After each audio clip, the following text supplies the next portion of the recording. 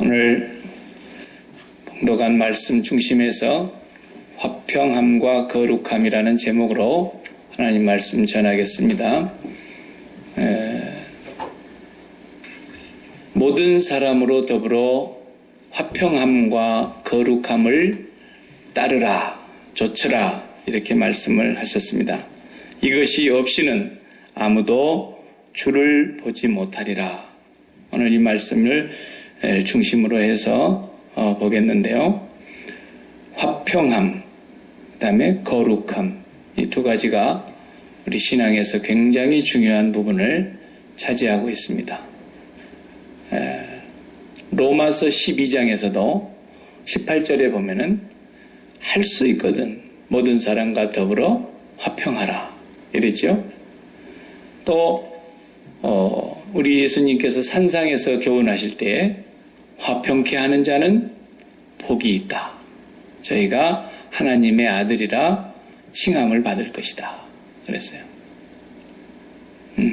이 화평함이라고 하는 거, 그 다음에 거룩함이라고 하는 거, 이 두 가지가 두 개가 아니고 사실은 아주 밀접하게 우리 동전 앞면 뒷면 얘기하자는 것처럼 뗄 수가 없는 관계입니다.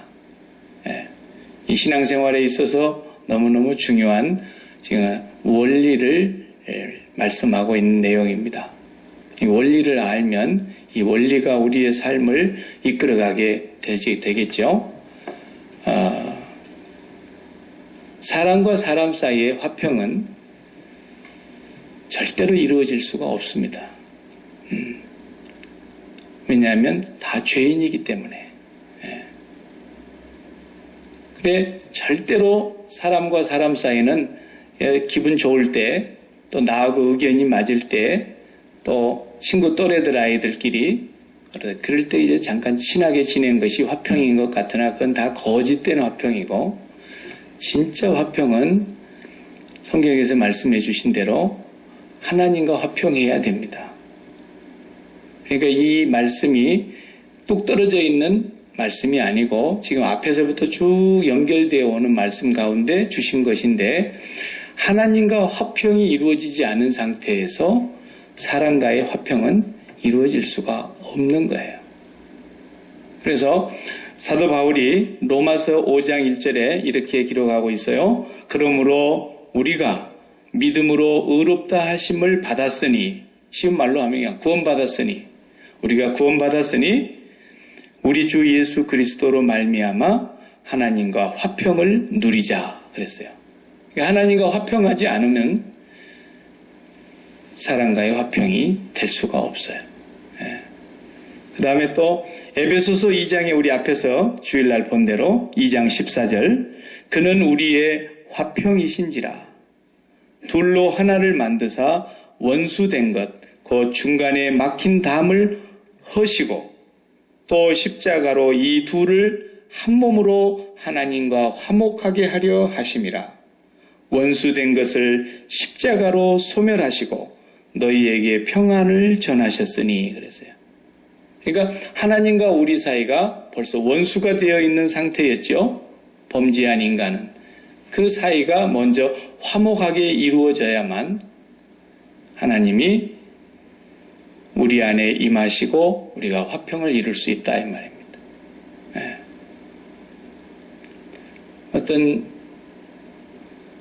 글에서 제가 본 것인데, 중동에서 일어났던 한 가지 예화예요. 실제 이런 일이 있었다는 거예요. 어떤 부자가 죽으면서 유산을 남기기 위해서 유언을 했는데 나귀가 17마리였다는 거예요. 재산이. 나귀 17마리를 남겨놓고 이 부자가 자식들에게 이제 남겨주는데, 유언장을 열어보니까 큰아들에게는 2분의 1을 줘라. 절반을 줘라 그랬어요. 둘째 아들에게는 3분의 1을 줘라. 그랬어요. 그리고 막내 셋째에게는 9분의 1을 줘라. 이렇게 해놨어요. 이렇게 해서 유언장을 놓고 해서 나귀 17마리를 큰아들에게 절반을 주려고 쪼개려고 해보니까 안 쪼개지는 거예요. 17마리니까. 그래서 8마리를 줘놓고 어떻게 나귀를 또 절반을 쪼갤 수도 없고, 그래서 큰아들한테 주는 것도 문제가 생겼어요. 둘째 아들한테 3분의 1을 주려고 또 계산을 해보니까 이게 또 안 되는 거예요. 나눠지지가 않아. 그래서 또 막내 아들한테 먼저 줘볼까 하고 막내 아들한테 9분의 1로 나눠보려고 그러니까 9이 18이지 9이 17이 아니잖아요. 그래 또 이게 나눠지지가 않는 거예요. 1.88888 이러고 앉아있는 거예요. 그러니까 나눌 수가 없어요. 그래가지고 이제 셋이서 싸움이 붙었어요. 네. 아버지 죽고 형제 간에 유산 전쟁이 이제 일어난 거예요. 공평하게 유언장을 집행을 하려고 아무리 연구를 해도 연구가 해도 안 돼. 답이 없어. 그래서 어떤 아주 지혜로운 현인에게 찾아가서 이 문제를 상담을 했대요. 그런데 가만히 들어보더니 이 상담을 해주시는 이 현자께서 자기 집에 나귀 한 마리가 있는데 내가 이 나귀 한 마리를 너희들에게 주겠다. 그래야 18마리로 가져가가지고 나눠라. 그랬어요. 바로 18마리를 만드는 거예요. 한 마리 받아와서. 그래가지고 큰아들한테 2분의 1 뚝 떼서 9마리 줬어요. 그리고 나머지 9마리 남은 중에서 또 3분의 1을 뚝 뗐어요. 그리고 줬어요. 그리고 막내에게 또 2분의 1을 뚝 떼서 줬어요. 2마리 줬어요. 2마리죠? 네. 그래서 막내 2마리, 큰아들 9마리, 그리고 3분의 1을 줬는데 6마리. 그러죠? 그렇게 합해보니까 17마리 줬네. 그리고 한 마리가 남았어요. 그래서 다시 현자에게 돌려줬다는 거예요. 이야, 참 대단한 유산 분배가 이루어진 거예요. 네. 여기에 아주 중요한 진리가 있어요. 이 분쟁이 일어나는 곳에는 당사자는 절대 해결이 안 된다는 뜻이에요.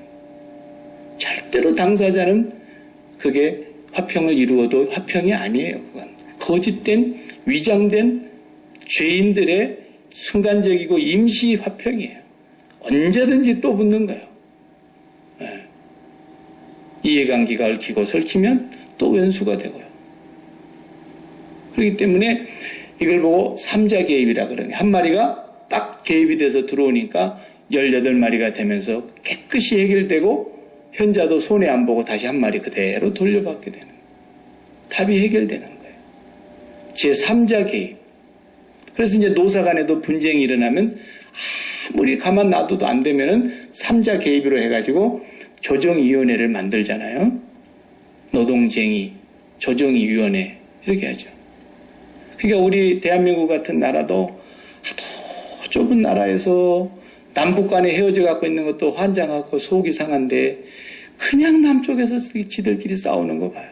그냥 TV 뉴스 들으면은 여당하고 야당하고 안 싸웠다는 날 하루나 들어본 적 있어요? 내가 싸우는 거예요. 밥 먹고. 거기가 쌈만 잘하면 봉급을 많이 주는 거예요. 거기는. 예. 이야, 무슨 이런 나라가 있는가 모르겠어요. 그런데 갑자기 삼자가 딱 개입을 해봐요. 김정은이가 그냥 한번 붙어보자. 그러고 그냥 쫙 휴전선까지 그냥 전쟁을 해보겠다고 한번 밀고 내려와가지고 딱 거리고 있으니까 싸우던 사람들이 싸움이 뚝 그쳤어요. 우리나라 수준이 그런 거예요. 그러니까. 예. 부부간에도 막 죽고 못 살 것처럼 막 좋아해가지고 이 세상에 당신 내가 사랑할 사람은 당신밖에 없다고 그렇게 해가지고 이제 결혼한 부부도 막 쌈이 붙으잖아요. 그래가지고 막 죽이네 살리네 막 그리고 난리를 치고 있는데 전화가 쬐릉 울리죠. 유치원관 애가 교통사고가 났어요. 그래봐요. 쌈이 뚝 끊깁니다. 제3자가 딱 개입이 되는 순간 쌈이 끊기는 거예요. 애가 교통사고 났다는데 그건 내버려 두고 둘이 싸웁니까? 안 싸워요. 그렇기 때문에 사람과 사람 사이는 당사자들끼리는 절대 해결이 안 되는 거예요. 어느 누구나 마찬가지예요. 영원히 해결이 안 되는 거예요. 네. 어떨 때만 진정으로 화평함과 거룩함을 쫓아갈 수 있느냐? 하나님이 제3자로 들어오셔가지고 하나님이 그 사건의 당사자가 되실 때, 그럴 때만 해결이 되는 거예요. 그때만 딱 풀어지는 거예요. 사람과 사람 사이만 그런 게 아니에요. 사람하고 사업하고 문제가 생겼어요. 내가 사업을 했는데 이 사업이 망해가고 있는 거야. 그럴 때 내가 당사자가 돼가지고 이 사업을 망하게 되는 이 사업을 붙들고 이것을 실랑이를 벌면서 하나님 어찌하여 내 사업을 망하게 하시나이까? 사업을 다시 일으켜 세워 주시옵소서. 맨날 그렇게 기도하는데 그 기도는 내가 하나님을 고용하는 사람이 되는 거예요. 하나님을 내가 종으로 부리는 거예요. 그렇게 해가지고는 안 돼요. 하나님이 오시기는 오시되 개입하시되 당사자가 되셔야 돼. 하나님과 사업이 아니 하나님과 내가. 사업은 저리 빼고 사업에 대해서는 죽고 내가 하나님과 당사자가 돼서 하나님과 관계가 바르게 되면 하나님의 뜻이 사업이라고 하는 저 표적지에서 이루어지게 돼 있는 거예요.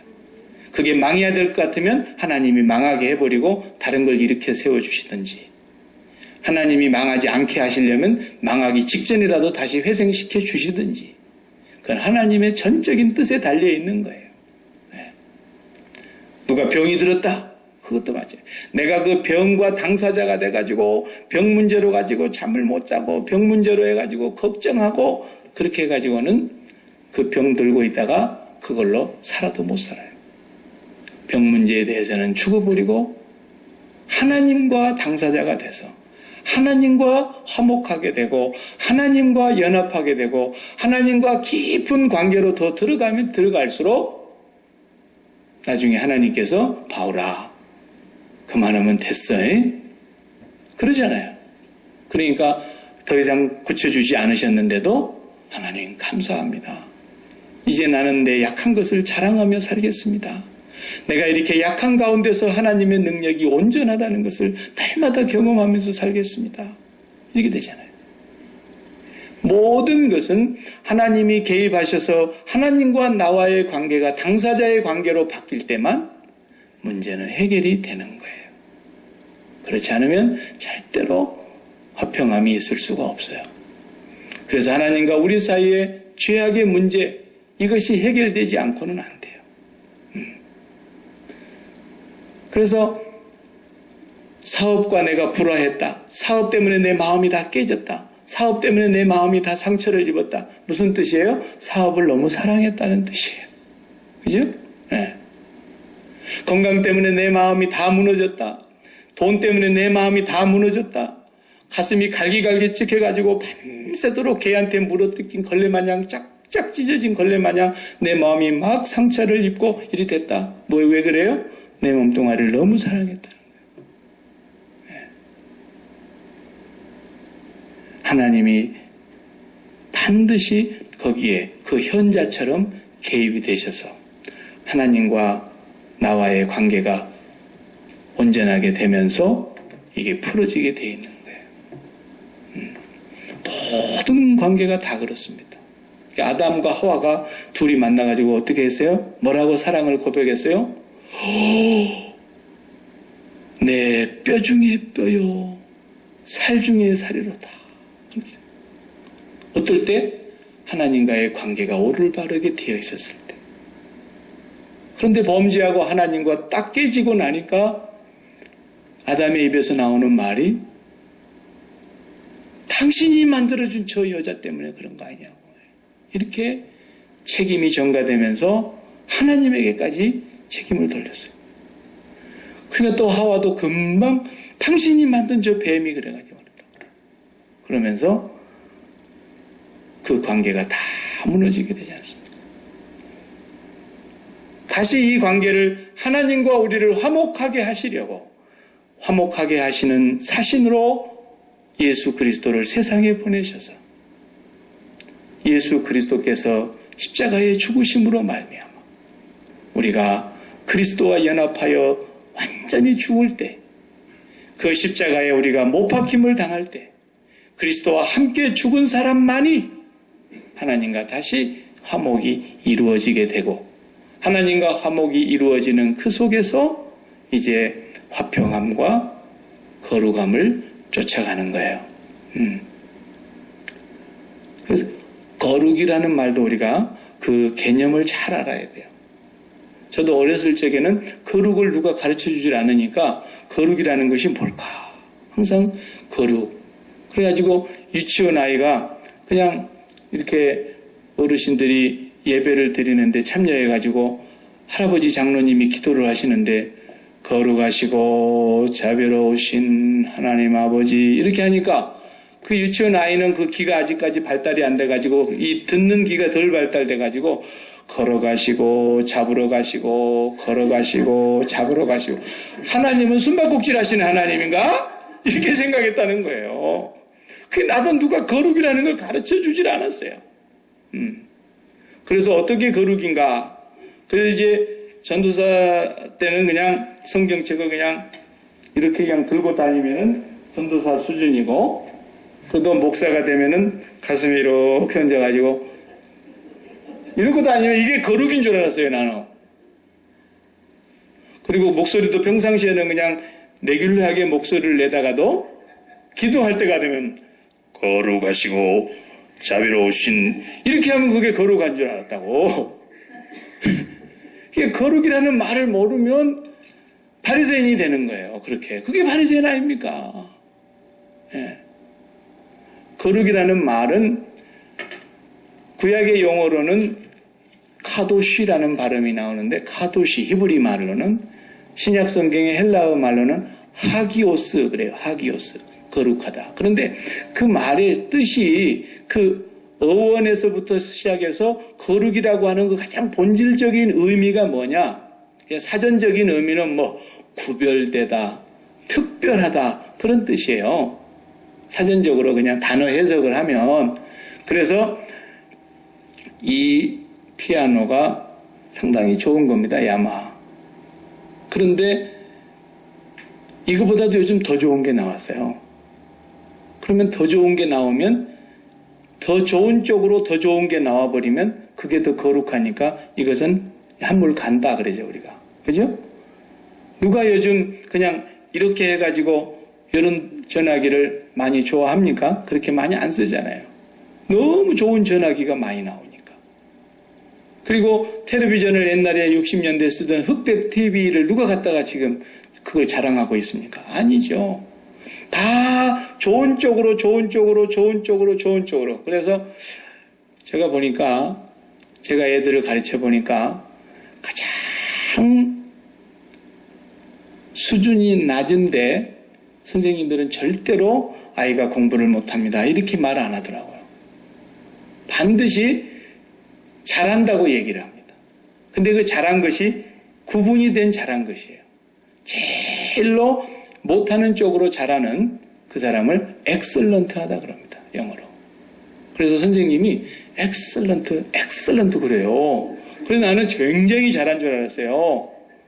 근데 우리 애가 지금 온 지 한 달밖에 안 됐는데 이미 나가지고 한 달 돼가지고 ESL에 가가지고 지금 단어를 공부하면서 글씨를 지금 도장을 파고 있는 건지 이게 그리는 건지 알지도 못하고 지금 글씨를 쓰고 있을 때 어때? 그러니까 내 애게 엑셀런트 하다 그러더라고. 엑셀런트 있어요. 예. 내 애기는 참 어떻게 공부를 그렇게 못하냐. 나는 그런 선생님을 만나본 적이 없어요. 한국 선생님 빼고는. 예. 그런데 그 아이가 조금 더 잘하면 great 그러더라고요. 예. 잘한다는 거야. 진짜. 예. 그러니까 또 조금 더 잘하면 이제 수준이 하이스트 됐다 그래요. 상당히 높아졌다는 거예요. 최상으로 올라갔다는 거죠. 이렇게 표현이 달라요. 그게 거룩이라는 뜻이거든요. 거룩이라는 말은 더 이상 올라갈 수도 없고, 더 이상 좋을 수도 없고, 더 이상 그런 것이 있을 수 없는 가장 최상급의 가장 좋은 것, 그런 뜻이에요. 거룩이라는 말이. 그래서 하나님은 거룩하시다 그랬죠. 하나님보다 더 좋은 것은 없다는 뜻이에요. 그래서 그 거룩하신 하나님을 만나게 되면은 이 지구상에서는 맛볼 수 없는 최고의 기쁨, 최고의 만족, 최고의 행복, 이런 것이 하나님에게로부터서 우리에게 이렇게 흘러 들어온단 말이에요. 그걸 거룩이라고 하는 거예요. 거룩. 하나님보다도 더 좋은 분이 없어. 그러니까 거룩함을 계속 쫓아가야 된다는 거예요. 거룩함을 쫓아가서 하나님이 나에게 있어서 최고 좋아. 아니 내가 그 전에는 돈이 많이 벌리는 게 최고 좋았어. 1등하는 게 최고 좋았어. 특별히 미모가 뛰어나서 누구보다도 내가 예쁘게 생겼을 때 기분이 좋았어. 아니면 높은 자리에 올라가서 성공했다는 말을 들을 때, 직장도 좋은 직장에 들어가서 그런 삶을 살 때 좋았어요. 이보다 좋을 수는 없어. 그래서 너무 좋으면 아이고 이대로 살다 이대로 죽어버렸으면 좋겠네 그러잖아요. 너무 좋다는 뜻이에요 그게. 그런데 하나님을 만나고 보니 하나님보다도 좋을 수는 없더라고요. 네. 그래서 우리가 이 거룩함을 날마다 추구해 가야 된다는 거예요. 근데 그 거룩함을 추구해 가면서 하나님의 그 거룩하심을 맛보아 알아야 되는데, 그러려면 어떻게 해야 됩니까? 그렇게 하려면 십자가를 붙들어야 돼요. 주님이 그 거룩하신 하나님과 우리가 화목하면서 하나 되게 해 주시려고 십자가에서 죽으시면서 우리를 하나님과 연합하게 해 주셨거든요. 그래서 우리가 예수 믿습니다라는 말은 십자가에서 죽으신 예수 그리스도와 함께 내가 같이 이 세상에 좋다는 것은 이제 다 죽었습니다. 그 말이에요, 그 말. 그러니까 십자가를 바라보고 있어야 돼요. 시간이 필요한 거예요. 그 하나님의 거룩하심 안으로 더 우리가 깊이 들어가려면 주님의 십자가의 그 은혜를 묵상하는 시간이 필요하다 그 말이에요. 주님의 십자가의 은혜를 깊이 생각하는 시간이 필요한 거예요. 주님을 바라보는 시간이 전혀 없는데 어떻게 하나님의 거룩하심을 맛을 볼 수가 있겠어요? 주님의 거룩하심을 맛보기를 원한다면은 우리가 한 가지 꼭 거쳐야 될 과정이 뭐예요? 내가 너희에게 화평을 주러 온 줄로 생각하지 마라. 화평이 아니라 도리어 검을 주러 왔노라 그랬어요. 그 말은 당신이 십자가에 죽으실 것을 말씀하신 얘기예요. 그게 다른 얘기가 아니고, 너희가 너무 세상하고 화평하고 있구나. 너희가 너무 세상하고 가까이 지내고 있구나. 너희가 너무 세상을 마음속으로 사랑하고 있구나. 그 사랑하는 것 중에 가장 사랑하는 것이 내가 보니까 너희 가족이네, 핏줄이네. 그래서 네 원수가 집안 식구리라 그랬단 말이에요. 이렇게 우리가 세상을 사랑하고 있는데 그 세상을 사랑하는 것을 주님께서 검으로, 십자가의 검으로, 다시 말하면 당신이 십자가에서 죽으심으로 세상을 사랑하는 것을 끝내고 하나님을 사랑하고 하나님과 화목하게 하기 위해서 죽으신 거라고 말해요. 그 예수를 믿는다는 사람들은 바로 그 죽음이 나의 죽음이라는 것을 고백하는 사람들이며, 그 예수 그리스도의 십자가를 날마다 붙잡고 세상을 못 박은 사람들이며, 세상에 대하여 죽은 사람들이며, 세상이 나에 대하여 죽은 것이며, 더 이상 세상은 나에게 매력 있는 것이 아니라는 것을 날마다 묵상하면서 주님을 바라보는 시간이 필요하단 말이에요. 그렇게 하지 않는데 무슨 성령이 오셔요? 그렇게 하고 있으면 성령이 오셔요. 성령의 임재를 경험하게 돼요. 그러면서 하나님을 느끼게 되고, 그 좋으신 하나님이 내 마음에 오시면 내 마음에 만족이 있고 기쁨이 있고 최고의 행복이 느껴지는 거예요. 그렇기 때문에 내가 사랑했던 것들이 다 떨어져 나가는 거예요.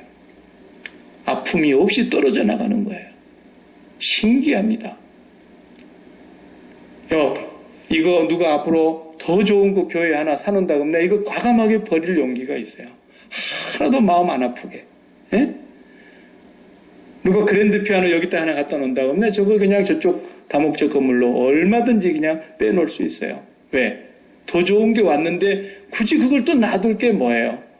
오래된 교회 가보면은 벽에가 스피커만 달려있어요. 스피커만 쭉 달려있어요. 요것은 1대 장로님이 해놓은 거, 요거 2대 장로님이 해놓은 거, 3대 권사님이 해놓은 거, 그래가지고 교회 그냥 기념일 때마다 해놔가지고 교인은 한 100명이나 모이는데 스피커가 그냥 100개가 돼가지고 어디 교회가 그런 교회가 있었어요. 진짜로. 그래가지고 그거 다 떼내느라고 목사님이 그냥 목회를 못했다는 거예요. 내가 해놨는데 그걸 왜 떼? 그래가지고. 참 정말 아무것도 아닌 것이 그렇게 힘들게 하는 거예요. 그런데 진짜로 좋은 게 와봐요.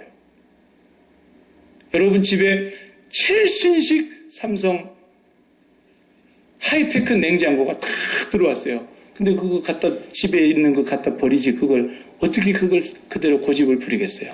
그죠? 하나도 아까운 마음이 없이 그냥 다 버릴 수 있어요. 어떨 때만 더 이상 좋을 수 없는 가장 최신식, 최상의 제품이 들어오면 바로 거룩이라는 건 그런 뜻이에요.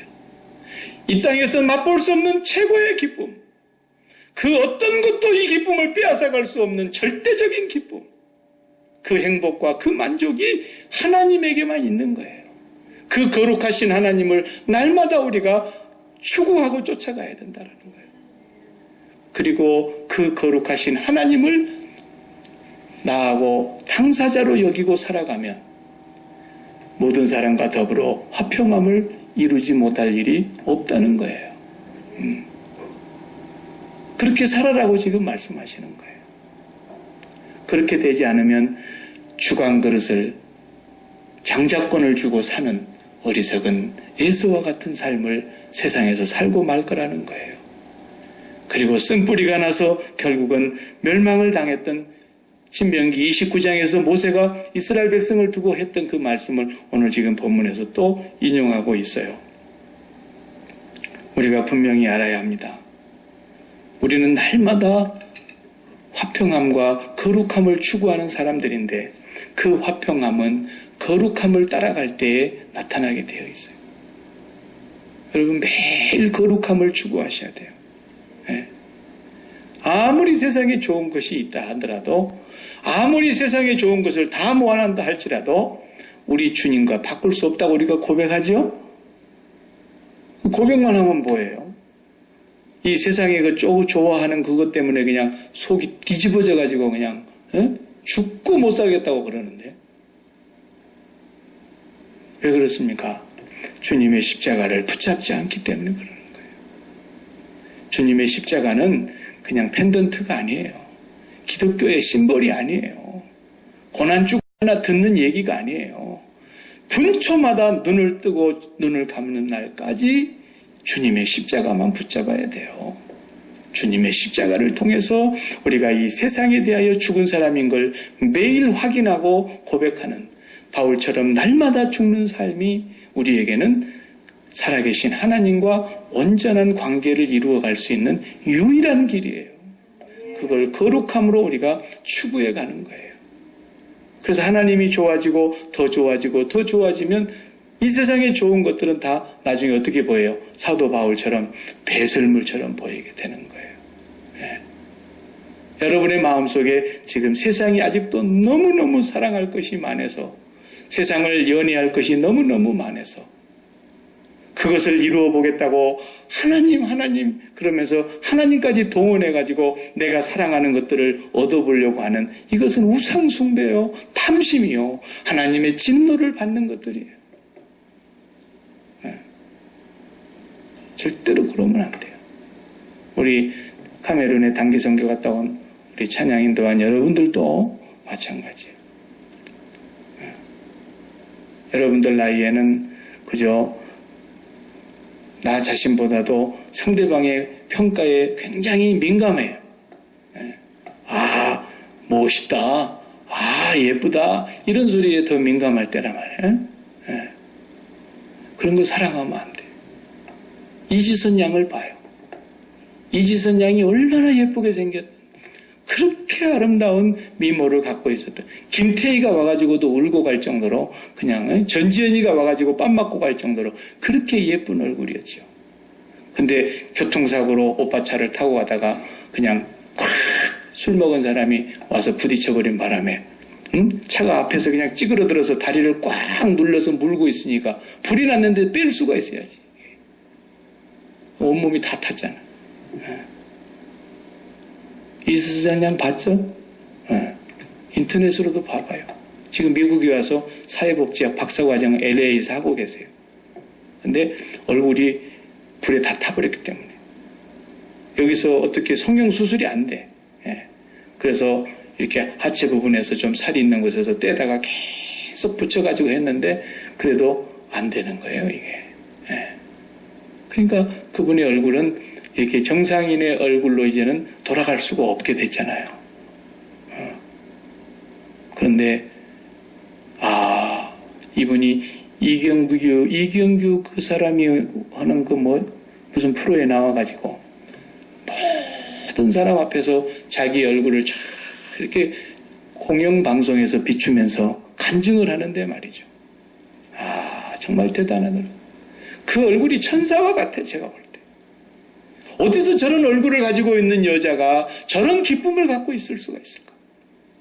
어디서 저런 얼굴을 갖고 있는 여인이 저 속에서 저렇게 만족감과 행복감이 흐를 수 있을까?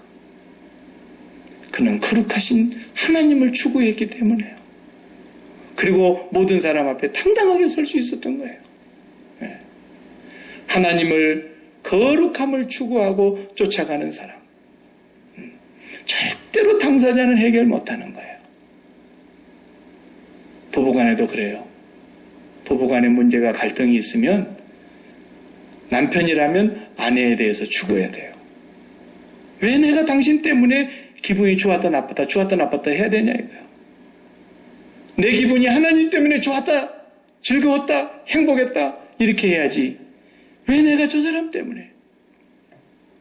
그래서 그 사람에 대해서 죽고 하나님과 당사자가 되어서 하나님을 붙들어야 된단 말이에요. 십자가에서는 상대방을 죽여버리고 그리고 하나님을 붙들고 하나님과 화목하고 하나님의 거룩함을 추구하고 하나님의 거룩함 속에서 가장 기쁨, 가장 큰 만족과 행복이 넘쳐 흐르게 되고 반대로 또 아내도 마찬가지예요. 남편에 대해서 추구해야 돼요. 그리고 아내도 당사자 하나님을 만나야 돼요. 그렇게 되면 둘이 그냥 해결되는 거예요. 더 이상 문제가 없어요. 이것이 화평함과 거룩함을 쫓으라는 말씀입니다. 매일매일 우리는 주님의 십자가를 분초마다 놓치지 말아야 됩니다.